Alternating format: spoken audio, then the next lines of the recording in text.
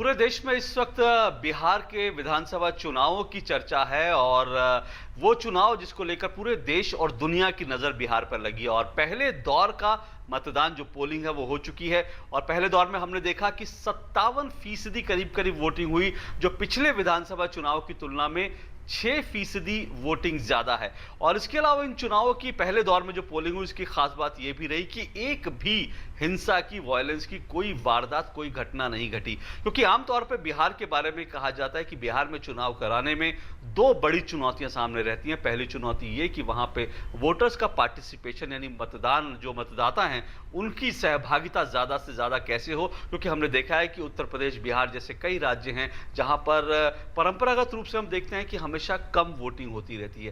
पहली चुनौती ये थी और दूसरी चुनौती थी कि बिहार में चुनाव हमेशा हिंसक चुनाव होते रहते थे। तो चुनौती ये भी थी कि बिहार में हिंसा रहित चुनाव हो। पहले अगर दौर की बात करें तो चुनाव आयोग ने इन चुनौतियों को बखूबी हासिल किया, इन चुनौतियों के बखूबी इसके पार गई चुनाव आयोग। और पहले दौर में ना तो कोई हिंसा की वारदात घटी और पोलिंग भी उम्मीद के मुताबिक ज्यादा ही हुई है। लेकिन अभी 4 चरणों का मतदान बाकी है, यानी चुनौतियां अभी और भी हैं। तो अब तक जो कुछ हुआ उन पर और आगे की चुनौतियों पर बात करने के लिए हमारे साथ इस वक्त मौजूद हैं भारत के मुख्य चुनाव आयुक्त डॉक्टर नसीम जैदी। बहुत बहुत शुक्रिया doctor Naseem Zaidi TD news से बात करने का। डॉक्टर जैदी, मुझे याद है कि आपसे जब चुनाव से पहले हमने बात की थी तब आपने ये कहा था कि मदर ऑफ ऑल इलेक्शन है बिहार के चुनाव। तो अब क्योंकि पहले चरण का चुनाव जो है वो हमने देखा मतदान हो गया है और 6% से ज़्यादा मतदान प्रतिशत बढ़ा, कोई चुनावी हिंसा नहीं हुई। कैसे देखते हैं आप इसको? सफलता मानते हैं चुनाव आयोग की? चुनाव आयोग बिहार के चुनावों के प्रबंध के बारे में और प्रथम चरण के परिणामों के बारे में बहुत संतुष्ट हैं और इसके लिए चुनाव आयोग ने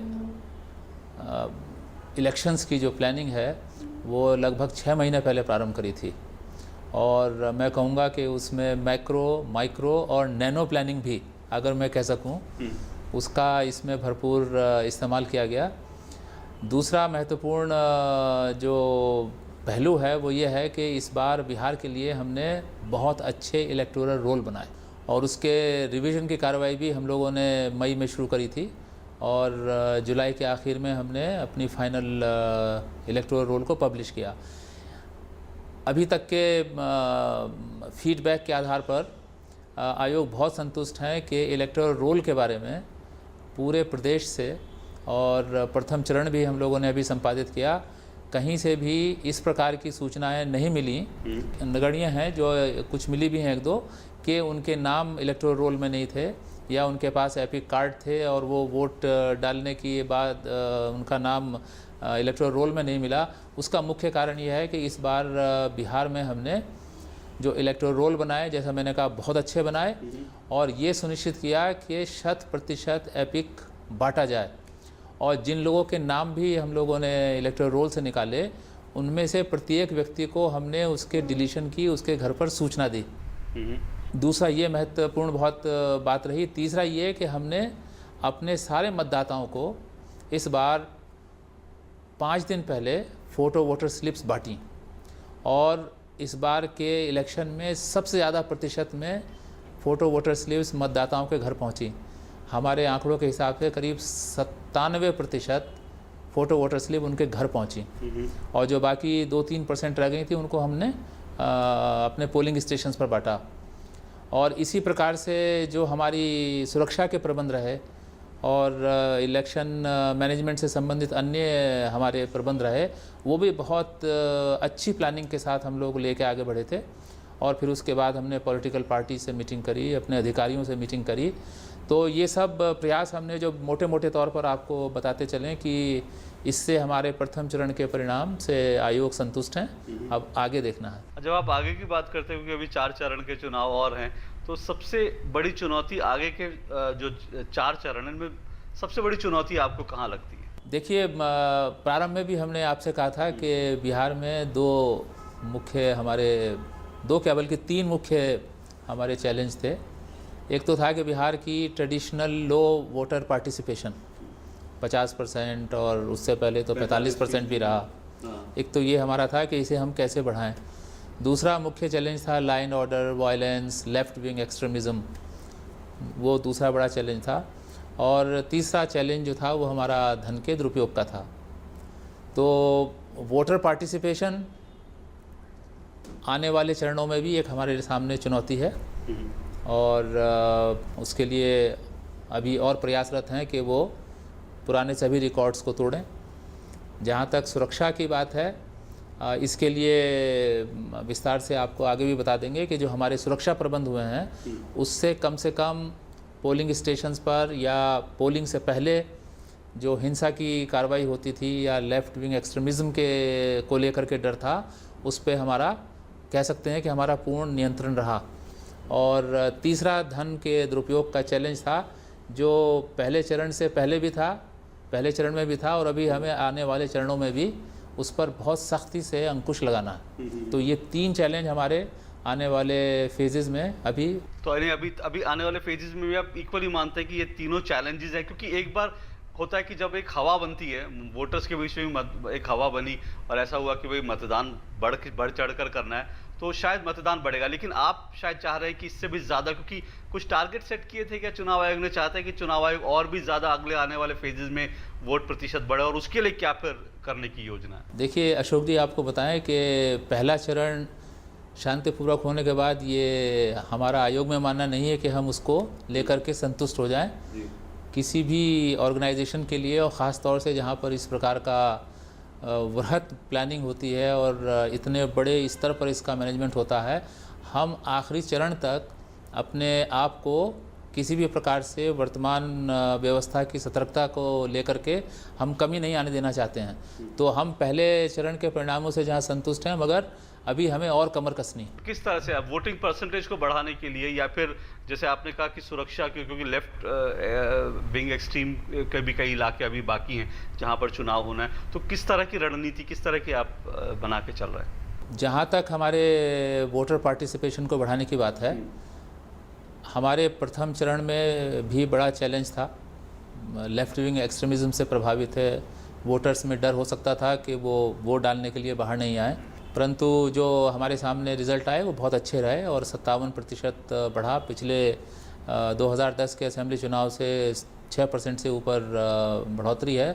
और अगर आप संख्या में देखें तो ये 6-7 लाख है, जो एक अपने आप में बहुत बड़ी संख्या है। उस लेफ़्ट विंग एक्सट्रीमिज़म के इलाकों में बाहर आना और पोलिंग स्टेशन पर अपना वोट डालना, इसके लिए वोटर वास्तव में बड़े प्रशंसा के पात्र हैं। दूसरा फेज़ भी हमारा लेफ़्ट विंग एक्सट्रीमिज़म से पहले फेज़ की तुलना में मैं कहूँगा कि और भी ज़्यादा प्रभावित है। इसलिए वहाँ पर हमारे पार्टिसिपेशन के ऊपर अब तो खैर कार्यक्रम कल से वो 48 घंटे का पीरियड लागू होगा तो बंद हो जाएगा, मगर हमारे दूसरे चरण में स्वीप की एक्टिविटीज़ बहुत ख़ास तौर पर, जिनमें महिलाओं को अप्रोच करना और इसी प्रकार से जो वहाँ पर दुर्बल वर्ग के लोग हैं, weaker section of the society हैं, उनको अप्रोच करना, और विभिन्न प्रकार के जो हमारे स्वीप के स्टैंडर्ड्स अप्रोचेज़ हैं उनको अपना करके अभी भी हम कोशिश करेंगे कि दूसरे चरण में हमारा मतदाता का प्रतिशत पिछले प्रतिशत से कहीं ज़्यादा हो। जहाँ तक सुरक्षा की बात है, वहाँ पर बताते चलें कि प्रत्येक मतदान केंद्र पर अब की बार ख़ासियत ये थी कि हमारे पास हर स्तर की प्लानिंग के बाद हमने ये निश्चय किया था कि हम प्रत्येक मतदान केंद्र पर केंद्रीय सुरक्षा बल लगाएंगे, और वो हमने फेज़ 1 में किया। प्रत्येक केंद्र पर हमारा सुरक्षा बल था। पहले ये शिकायतें आती थी कि केंद्रीय सुरक्षा बल ज़िलों में तो आ गए हैं मगर उनको मतदान केंद्रों में नहीं लगाए गए। लोग शिकायत करते थे कि स्थानीय प्रशासन या स्थानीय कारणों से उनको रिज़र्व में डाल देते थे।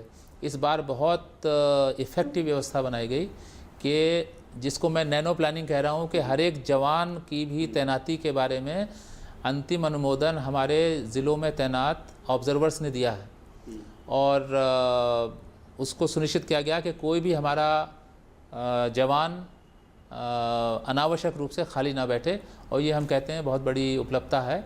यही व्यवस्था फ़ेज़ 2 में भी रहेगी, और फ़ेज़ 2 में लेफ़्ट विंग एक्सट्रीमिज़म को लेकर के और भी व्यवस्थाएं की गई हैं।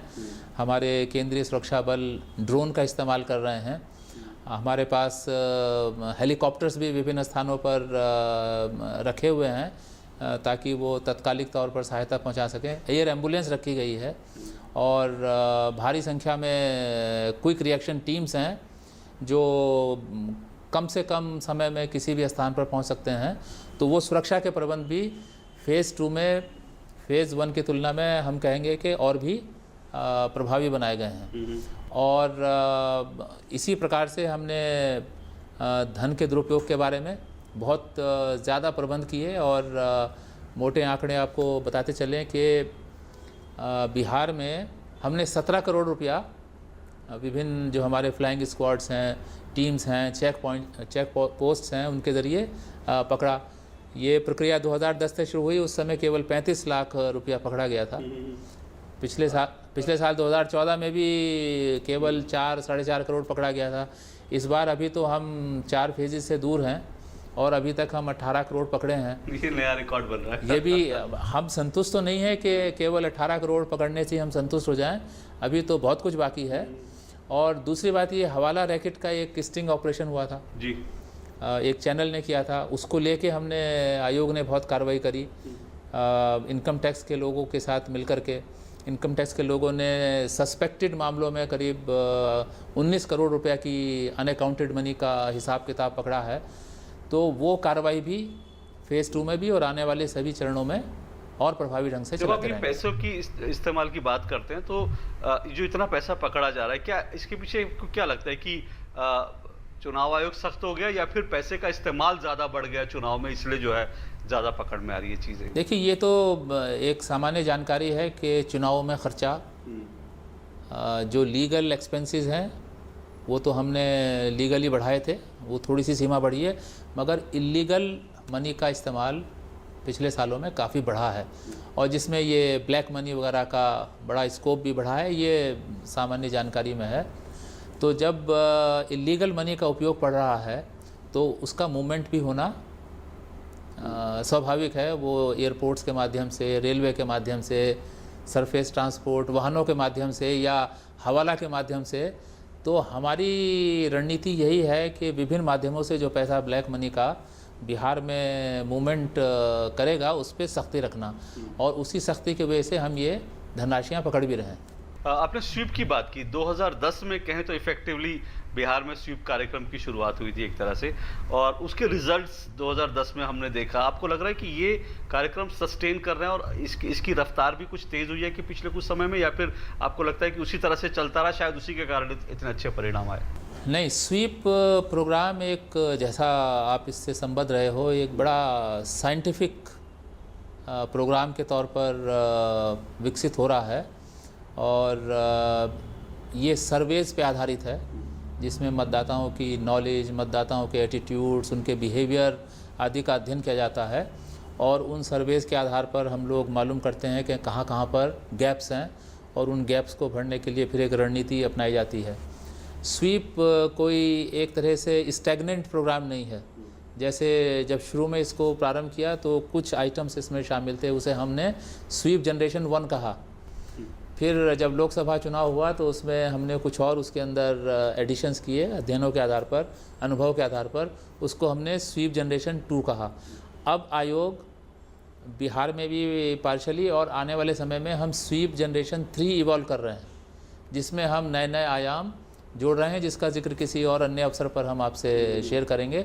तो हम कह सकते हैं कि स्वीप बहुत साइंटिफिक, सर्वे बेस्ड, संस्थागत व्यवस्था लेकर के और डिफरेंट जनरेशन की फॉर्म में विकसित कर रहा है और इसका बड़ा भारी इम्पैक्ट हमारे बिहार के चुनाव में भी पड़ रहा है, जो हम समझते हैं 4-5 फेजेस के कंप्लीट होने के बाद काफ़ी इसका असर बिहार में पड़ेगा। तो स्वीप कार्यक्रम के तहत युवाओं को भी बहुत हद तक जोड़ने की बात थी और हमने देखा कि पहले दौर में भी युवा मतदाता बहुत बड़ी तादाद में निकला। तो क्या वो स्वीप कार्यक्रम की सफलता आप मानेंगे? देखिए, हमारे रणनीति में ये फोकस किया गया है कि हम युवा मतदाताओं को अप्रोच करें और इसके लिए हमने बहुत सारी रणनीतियाँ अपनाई हैं। एक तो जो हमारे 18, 19, 20, 21 साल के जो हमारे स्टूडेंट्स हैं उनको एक्सेस करने के लिए हम लोग कॉलेजेस में कैंपस एम्बेसडर्स बनाए हैं, यूनिवर्सिटीज़ में कैंपस एम्बेसडर्स बनाए हैं, जिनके माध्यम से हम अपने संदेशों को उस कम्युनिटी में पहुंचाते हैं, युवा में। और दूसरा ये कि उनके कॉलेजेस में वो सब सुविधाएं देते हैं, जैसे फॉर्म्स की उपलब्धता कराना, उनके ड्रॉप बॉक्सेस रखवाना। और फिर तीसरा ये कि उनको हमने IT इनेबल्ड व्यवस्थाएं भी दी हैं, जिसके ज़रिए वो अपने आप को एनरोलमेंट कराना और स्वीप की एक्टिविटीज़ उन तक पहुंचाना। फिर यूथ आइकॉन्स हैं जो हमारे, चाहे वो क्रिकेट से हों या स्पोर्ट्स से हों, अन्य स्पोर्ट्स से हों, मैरी कॉम हैं और विराट कोहली, धोनी वगैरह, और कुछ हमारे नेशनल लेवल के आइकॉन्स हैं, वो भी युवाओं के, जैसे हमारे स्वर्गीय डॉक्टर कलाम थे। तो इन सब रणनीतियों के साथ हमने यूथ को पूरे बिहार में अप्रोच किया। और सोशल मीडिया आजकल बहुत एक्टिव है, ज़्यादातर युवा हमारे सोशल मीडिया पे हैं। उसके ज़रिए भी हम लोगों ने स्वीप की एक्टिविटीज़ करी, SMS का इस्तेमाल किया। तो हम समझते हैं कि हमारी पहुंच युवा वर्ग में काफ़ी दूर तक रही। उसका भी एक परिणाम है कि युवा वर्ग काफ़ी संख्या में वोट डाल रहे हैं। महिलाओं की बात करें, महिलाओं का प्रतिशत पिछले विधानसभा चुनाव में भी बढ़ा था और उसके ये कहा गया था कि स्वीप के कारण महिलाएं काफ़ी बड़ी तादाद में निकले। इस बार भी देखें तो पुरुषों की तुलना में महिलाओं का मत प्रतिशत ज़्यादा है। पुरुष जहां 54.5, वहीं महिलाएं 59.5, इतना गैप। तो ये सस्टेन किया, यानी 2010 में जो मॉडल बना था वो सस्टेन किया। उसके पीछे क्या कारण देखते हैं और आप क्या देखते हैं, महिलाएं क्यों बड़ी तादाद में निकल रही हैं? देखिए, सबसे महत्वपूर्ण बात तो यह है कि हमारा स्वीप कार्यक्रम, हमारा आयोग, हमारी मशीनरी महिलाओं तक इंफॉर्मेशन इलेक्टोरल डेमोक्रेसी के बारे में लेकर पहुंचने में काफ़ी कामयाब रहा है, विभिन्न माध्यमों से, चाहे हमारे ट्रेडिशनल माध्यम हो या हमारे आंगनवाड़ी कार्यकर्ताएं हों या अन्य प्रकार के महिला प्रधान कार्यक्रम हो। उनके ज़रिए हम लोगों ने महिलाओं तक अपने इलेक्टोरल डेमोक्रेसी की बात को पहुंचाया है, जो इसका एक महत्वपूर्ण अंग है। दूसरा ये कि हमारी पूरी मशीनरी ने महिलाओं के रजिस्ट्रेशन पर बहुत ज़ोर दिया है और महिलाओं की रजिस्ट्रेशन की संख्या भी उसके अंदर बढ़ी है। तीसरा, हमने उनको फैसिलिटीज़ प्रदान करी हैं। फैसिलिटीज़ में ख़ास तौर से पोलिंग स्टेशन पर उनके बच्चों के लिए क्रैश बनाना, उनकी अलग से क्यूज़ बनाना, लाइनें उनकी अलग बनी हुई हैं। महिलाओं के लिए पोलिंग स्टेशंस पर शौचालयों का और वॉशरूम्स का प्रबंध करना। तो उन सब से हम महिलाओं के बीच में अपनी पहुंच बनाने में कामयाब हुए हैं। और दूसरा हमारा संदेश ये है कि वो अपनी सहभागिता बढ़ाएं, पुरुष ही क्यों आगे रहें, वो भी आकर के अपना वोट डालें। तो महिलाएं सामान्यतः बहुत उत्साहित रहीं। जो तस्वीरें आई, कई तस्वीरें, कई मॉडल जो पोलिंग बूथ थे, वहाँ पर बैलून्स लगे हुए थे और फैन से टेंट लगे थे, लग रहा था कोई समारोह, जलसा हो रहा है। और हम चुनाव को तो वैसे भी कहते हैं एक बहुत बड़ा उत्सव है, और वो बिल्कुल उत्सव का लुक दे रहे थे। लेकिन लोग ये चाहते हैं मॉडल जो है पोलिंग बूथ वो 1 या 2 क्यों, वो हर क्यों नहीं हो सकता? तो उसके लिए क्या आपको लगता है चुनाव आयोग भविष्य में उसी तरह की रणनीति पे काम कर रहा है क्या? हम अब बेसिक मिनिमम फैसिलिटी से पहली बार बिहार में उदाहरणार्थ मॉडल पोलिंग स्टेशन की तरफ गए हैं, और इन मॉडल पोलिंग स्टेशन का स्वरूप बिल्कुल उत्सव जैसा है। मगर भविष्य में शायद इतने अच्छे स्तर के मॉडल पोलिंग स्टेशन बनाना आर्थिक दृष्टि से या सस्टेनेबिलिटी के पॉइंट ऑफ व्यू से शायद संभव ना हो पाए। इस चुनाव में हमने प्रत्येक विधानसभा क्षेत्र में 4 या 5 मॉडल पोलिंग स्टेशन बनाए थे उत्साह पैदा करने के लिए। लेकिन अब हम इस कंसेप्ट की ओर बढ़ रहे हैं कि हमें एक मॉडल पोलिंग स्टेशन बनाने होंगे जो आधारभूत पोलिंग स्टेशन और मॉडल पोलिंग स्टेशन के बीच के हों, ताकि सस्टेनेबल हों, खर्चा कम से कम आए और फिर भी वोटर को एक उच्च स्तर का अनुभव प्राप्त हो। और इस दिशा में हम काम कर रहे हैं। हर चुनाव में हम देख रहे हैं कि चुनाव आयोग कुछ ना कुछ नई चीज़ें इंट्रोड्यूस करता है, चाहे टेक्निक के लेवल पर हो या बाकी चीज़ों।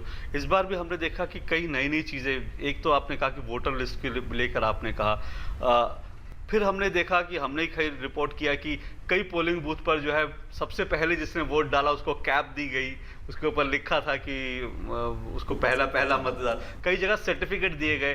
तो इस तरह की जो चीज़ें हैं, क्या क्या इस बार नया पहली बार किया गया? इस बार हमने इलेक्टोरल रोल को लेकर के बहुत ज़बरदस्त नैनो प्लानिंग करी।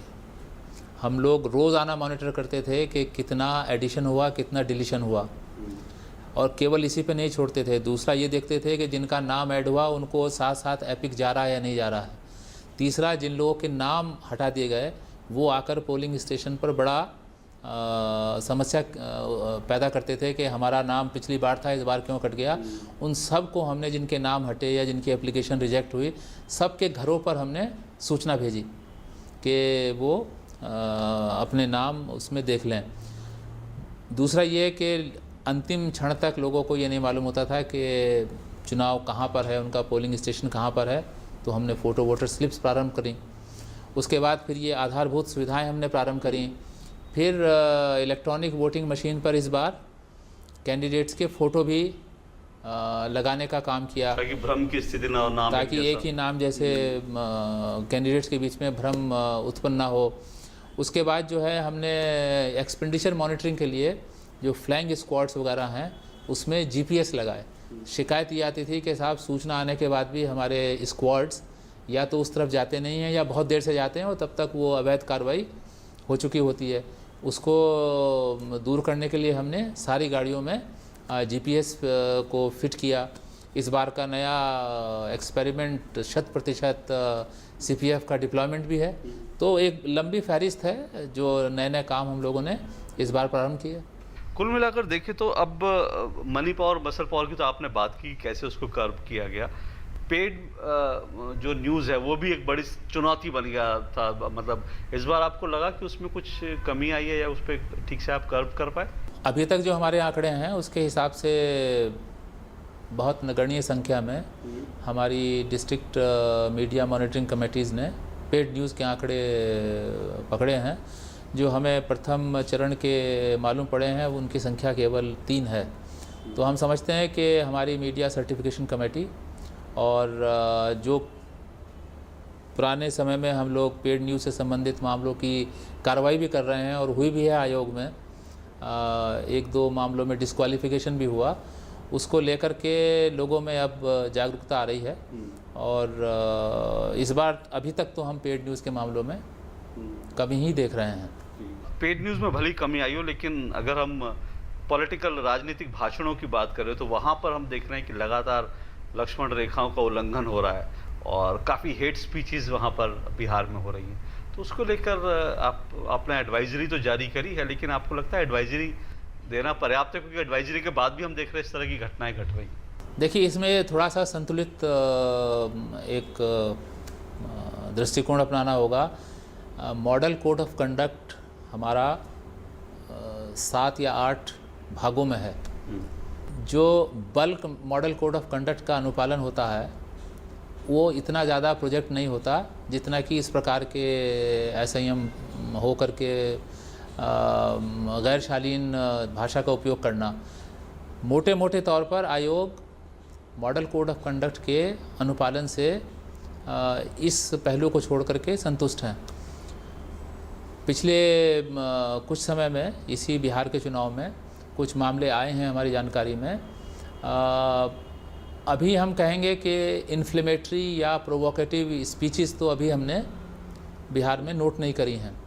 हाँ, कुछ चीज़ें ऐसी हैं जिनमें इंडिसेंट लैंग्वेज का इस्तेमाल करना, रेस्ट्रेन को तोड़ के अपनी भाषा को आगे लेके बढ़ना, लोगों पे पर्सनल अटैक करना, कैरेक्टर एसेसिनेशन करना, इस प्रकार के मामले सामने आ रहे हैं। और विभिन्न प्रकार के शब्दावली का इस्तेमाल हो रहा है, नए नए शब्द लोग इस्तेमाल कर रहे हैं। तो इसको लेके ज़रूर आयोग की चिंता है। हमने मॉडल कोड ऑफ कंडक्ट की कार्रवाई भी प्रारंभ करी है। एडवाइजरी आपने जारी की, आप वो कहते हैं जिम्मेदारी राजनीतिक पार्टियों की ज़रूर है इसमें, लेकिन फिर भी हम देखते हैं कि कई बार नेता लोग मानते नहीं हैं और हम अखबारों में पढ़ते हैं कि मुकदमे दर्ज हो गए, आदर्श आचार संहिता उल्लंघन का मामला दर्ज हो गया, लेकिन फिर एक्शन कुछ उस पर नहीं होता। तो वो देखते हैं अगले चुनाव में वो चीज़ें बढ़ जाती हैं। तो ऐसा क्या करना चाहिए कि ये चीज़ें रुकें? यही मैं बता रहा हूँ कि जो कम से कम सब्सटेंटिव लॉज वाले मामले हैं उसमें तो ये बात सही है कि इन्वेस्टिगेशन होना और कोर्ट्स में जाना, उसमें तो समय लगेगा। लेकिन जो हमारे मॉडल कोड ऑफ कंडक्ट के भी आदेश होते हैं, रेप्रिमांड्स हैं, सेंशर हैं, वार्निंग्स हैं, इसका इमीडिएट इम्पैक्ट पब्लिक ओपिनियन बनने में लगता है, और हम समझते हैं कि इसका नैतिक डेटरेंस तो है, इट्स ए मॉरल डेटरेंस, और उसका असर पड़ता है। एडवाइजरी का भी असर है। पिछले 5-6 दिनों में हमने देखा कि हमारे पॉलिटिकल लीडरशिप कैंडिडेट्स ने इसकी ओर ध्यान दिया है, और वो हम आशा कर रहे हैं कि वो वही लेवल बनाए रखेंगे। कम से कम जो मिनिमम स्टैंडर्ड्स हैं कॉन्डक्ट और बिहेवियर, डिसेंट कॉन्डक्ट और डिसेंट बिहेवियर के, वो मेंटेन करेंगे और एक उदाहरण पेश करेंगे। अन्यथा हमारे सामने सब्सटेंटिव लॉज और मॉडल कोड ऑफ कंडक्ट के अंतर्गत जितनी भी सख्त से सख्त कार्रवाई हो सकती है वो करेंगे। अच्छा, अंत में, क्योंकि ये तो आपने नेताओं के लिए एडवाइजरी करी, क्योंकि अभी 4 चरण का चुनाव और बाकी है और पूरा देश चाहता है कि बिहार फर्स्ट डिवीजन में पास हो, 57-58% की हो, 60+ होना चाहिए, पूरा देश ये चाहता है। तो उसके लिए क्या बिहार के मतदाताओं से, वहाँ के लोगों से आप अपील करना चाहेंगे? बिल्कुल, आपने ये अच्छा एक पहलू उठाया है। हम आपके चैनल का, दूरदर्शन चैनल का इस्तेमाल करके बिहार की जनता से, बिहार के अपने वोटर से आने वाले चरणों में ये ज़रूर अपील करना चाहेंगे और ज़ोरदार अपील करना चाहेंगे कि जहां आयोग एक तरफ फेयर और फ्री निष्पक्ष चुनाव पीसफुल माहौल में, उचित वातावरण में कराने के लिए कार्रवाई कर रहे हैं, वोटर फ्रेंडली माहौल मतदाताओं को दे रहे हैं, वहीं पर हमारे मतदाताओं की भी ये जिम्मेदारी है कि वो ज़्यादा से ज़्यादा संख्या में अपनी सहभागिता बढ़ाएं, बाहर आकर के पोलिंग स्टेशंस पर अगले चरणों में वोट डालें और हमारी जो इलेक्टोरल डेमोक्रेसी की प्रक्रिया है उसको स्ट्रॉन्ग करें।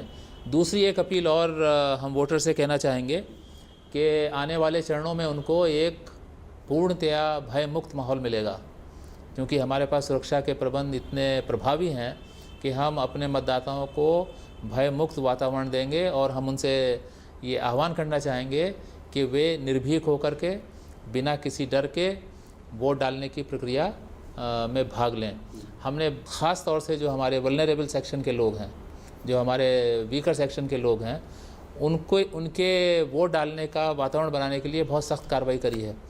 और तीसरी बात एक और भी कहेंगे कि अभी चूँकि बाकी चरण आने बाकी हैं, तो वोटरों से एक ये भी अपील है कि वो वोटर लिस्ट में अपना नाम ज़रूर देखें और एपिक कार्ड अपना प्राप्त करें, ताकि उनको वोट डालने में कोई कठिनाई नहीं हो। और हमारी आशा है कि 4-5 चरणों को मिला करके बिहार में हाईली पार्टिसिपेटिव इलेक्शन संपादित हों, इंसिडेंट फ्री इलेक्शन संपादित हो, हिंसा रहित चुनाव संपादित किए जाएं, और हम लोग ये कह सकें कि हमने बिहार में एक बार फिर विश्वसनीय और एक ऐसा चुनाव दिया है जिसकी सत्यनिष्ठा सबसे अच्छी रही, और एक नया इतिहास भी बने देश में। तो भारत के मुख्य चुनाव आयुक्त डॉक्टर नसीम जैदी बिहार की तमाम जनता को ये भरोसा दिला रहे हैं कि चुनाव जो है पूरी तरह से निष्पक्ष होगा, और साथ साथ चुनाव जो है उसमें कोई घबराने की ज़रूरत नहीं है, पूरी सुरक्षा का वातावरण दिया जाएगा। ज़रूरत अब वोटर को है कि अपने घर से निकले, वोट दे, जो बाकी 4 चरण बचे हुए हैं उनमें जमकर वोट करे और बिहार को फर्स्ट डिवीज़न से, यानी कि 60% से ज़्यादा पोलिंग के साथ बिहार को पास करे। डीडी न्यूज़ से बात करने के लिए बहुत बहुत शुक्रिया डॉक्टर नसीम जैदी, बहुत बहुत शुक्रिया। Thank you so much.